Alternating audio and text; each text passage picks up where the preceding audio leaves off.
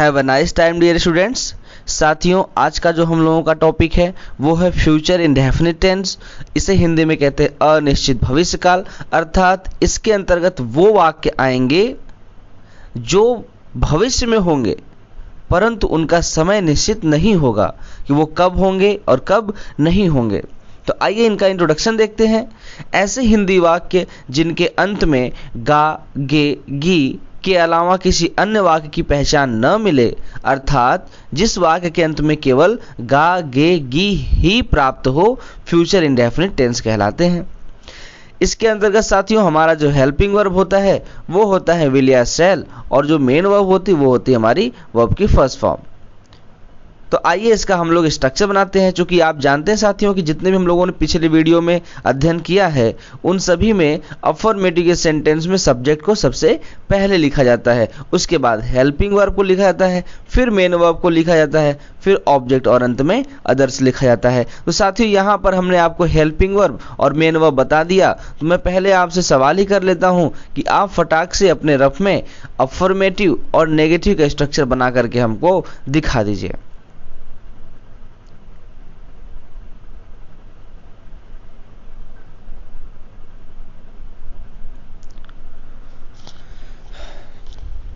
आप लिख करके कमेंट जरूर करें। आइए साथियों हम लोग आगे देखते हैं। किसी भी सेंटेंस को अगर आपको नेगेटिव बनाना हो साथियों तो करना कुछ नहीं, केवल उसके हेल्पिंग वर्ब के बाद आपको नॉट जोड़ देना है। तो हम लोग अगर इसका नेगेटिव स्ट्रक्चर बनाएं तो सब्जेक्ट के बाद विल सेल लिखेंगे और विल सेल के बाद नॉट लगा देंगे। बाकी सारा कुछ अफर्मेटिव वाला ही, वर्ब की first form plus object plus others, ऐसा करके हम लोग लिख लेंगे।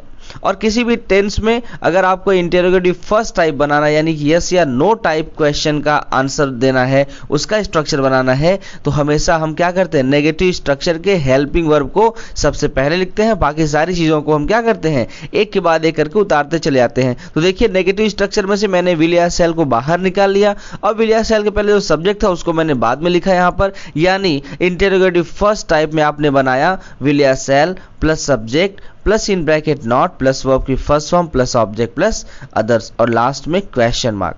तो हमने क्या किया, इंटेरोगेटिव बनाने के लिए अभी तक हम लोगों ने यही सीखा है कि नेगेटिव स्ट्रक्चर के हेल्पिंग वर्ब को सबसे बाहर रखते हैं और उसके बाद जितनी भी चीज़ें बचती हैं उनको एक तरफ से हम उतारते चले जाते हैं और हमारा स्ट्रक्चर इस तरह से बन जाता है। हमको साथियों इसको रटने की ज़रूरत नहीं है, हमको बस इसे समझने की ज़रूरत है।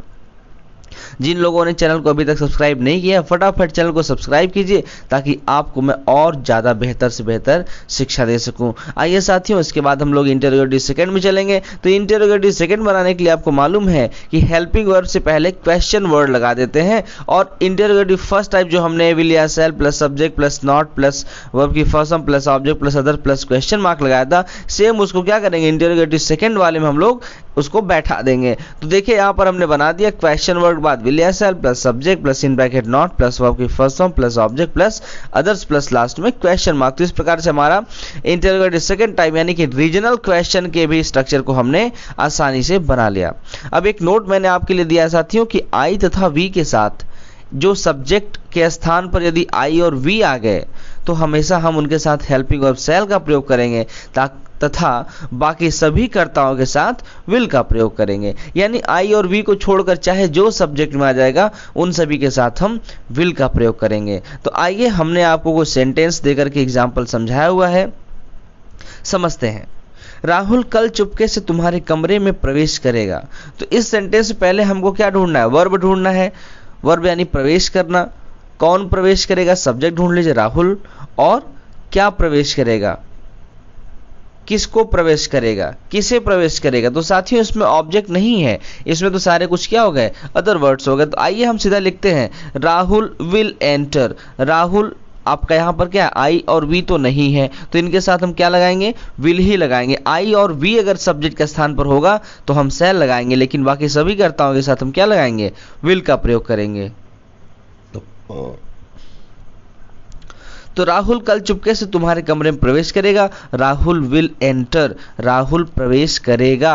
कहाँ प्रवेश करेगा, इनटू योर रूम, तुम्हारे कमरे में, सीक्रेटली, चुपके से। तो मुझे उम्मीद है कि आप लोगों को समझ आ रहा होगा। अगला सेंटेंस देखते हैं। हम लोग कल चिड़ियाघर नहीं जाएंगे। हम लोग यहाँ पर सब्जेक्ट आपका क्या हो गया, वी हो गया, तो अब यहाँ पर हेल्पिंग वर्ब क्या लगा देंगे, शैल लगा देंगे, वी शैल। अब यहाँ पर नहीं भी दिया हुआ वाक्य में तो क्या करेंगे, आप हेल्पिंग वर्ब के बाद ही नॉट का भी प्रयोग करेंगे। तो we shall not go to the zoo, हम लोग नहीं जाएंगे, कहाँ नहीं जाएंगे, गो टू द जू, चिड़ियाघर नहीं जाएंगे, टुमारो कल, we shall not go to the zoo tomorrow. इसी प्रकार से अगला सेंटेंस मैंने इंटरोगेटिव फर्स्ट टाइप दे दिया, क्या वे लोग कल सैर करने के लिए तुमसे कहेंगे, या क्या वे लोग कल सैर करने के लिए तुमसे पूछेंगे। बात दोनों एक ही है डियर। तो यहाँ पर कहेंगे और पूछेंगे का सेंस जो है वो पूछेंगे ही मिल रहा है, तो यहाँ पर पूछने की अंग्रेजी हम यूज करेंगे। यानी कि अगर आपको इंटरोगेटिव फर्स्ट टाइप मिलता है तो आप क्या करते हैं, हेल्पिंग वर्ब को सेंटेंस में सबसे पहले लिखते हैं और आपका सब्जेक्ट अकॉर्डिंग हेल्पिंग वर्ब लगेगा। तो यहाँ पर सब्जेक्ट आपका क्या है, वे लोग, यानी कि दे, और दे तो आई और वी नहीं है, इसलिए इनके साथ हम शैल नहीं बल्कि विल का प्रयोग करेंगे। तो विल दे आस्क, क्या वे लोग पूछेंगे, आस्क मतलब पूछना, विल दे आस्क यू, तुमसे, क्या वे लोग तुमसे पूछेंगे, किस लिए पूछेंगे, टू वॉक, टहलने के लिए, सैर करने के लिए, टुमारो कल। अगर आपको नहीं समझ आ रहा है तो आप लोग सब्जेक्ट, वर्ब और ऑब्जेक्ट सबसे पहले सेंटेंस में अलग अलग कर लें, उसको पहचान लें, उसके बाद स्ट्रक्चर जो मैंने आपको बताया उसमें आप स्ट्रक्चर में रखते चले जाइए और आसानी से आपका ये कंप्लीट हो जाएगा। देखिए इसको हम दूसरे तरीके से भी लिख सकते हैं, will they ask to walk, क्या वे लोग पूछेंगे टू वॉक, सैर करने के लिए। देखिए साथियों, जब एक सेंटेंस में दो दो वर्ब एक साथ आ जाए तो दोनों वर्ब को एक साथ ही रखते हैं, लेकिन पहले हम लोग उस वर्ब को लिखते हैं जो वर्ब सेंटेंस में पहले होगा, जो एक्शन पहले की जाएगी। जैसे कहने का मतलब यहाँ पर दो वर्ब है, एक तो सैर करना और दूसरा है कहना या पूछना। तो पहले पूछेगा कि पहले सैर करेगा, पहले पूछेगा, इसलिए पहले पूछने की ही अंग्रेजी आपको लिखना चाहिए। और उसके तुरंत बाद यदि आप दूसरा वर्ब लिखना चाहते हैं तो दूसरे वर्ब से पहले आपको टू लगाना होगा। तो will they ask to walk, क्या वो लोग तुमसे सैर करने के लिए पूछेंगे, टू यू, तुमसे, will they ask to walk, क्या वो लोग टहलने के लिए, सैर करने के लिए पूछेंगे, टू यू, तुमसे, टुमारो कल।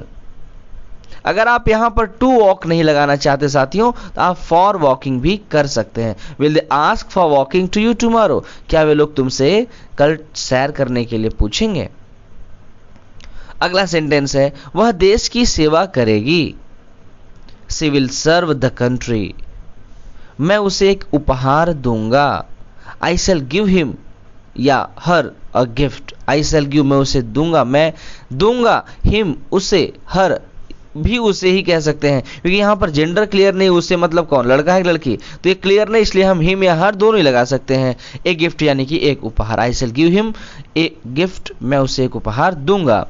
वे लोग अगले महीने क्या खरीदेंगे। अभी देखिए ऐसा सेंटेंस मिल गया, बीच में क्या आ गया, तो क्या हम इस सेंटेंस का जवाब हाँ या ना में दे सकते हैं।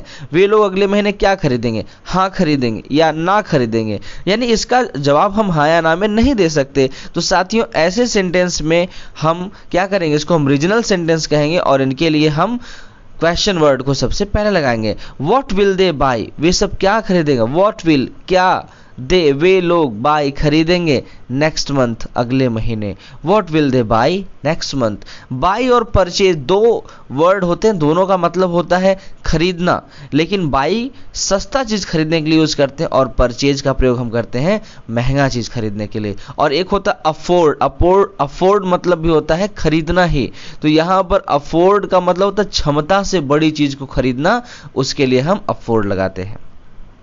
अगला सेंटेंस है, पंकज ओलंपिक खेलों में भाग क्यों नहीं लेगा, why will Pankaj not take part, Pankaj क्यों पार्ट नहीं लेगा, भाग नहीं लेगा इन ओलंपिक गेम्स, ओलंपिक खेलों में। तो साथियों किसी भी खेल में भाग लेने की अंग्रेजी जो होती है वो होता है टेक पार्ट।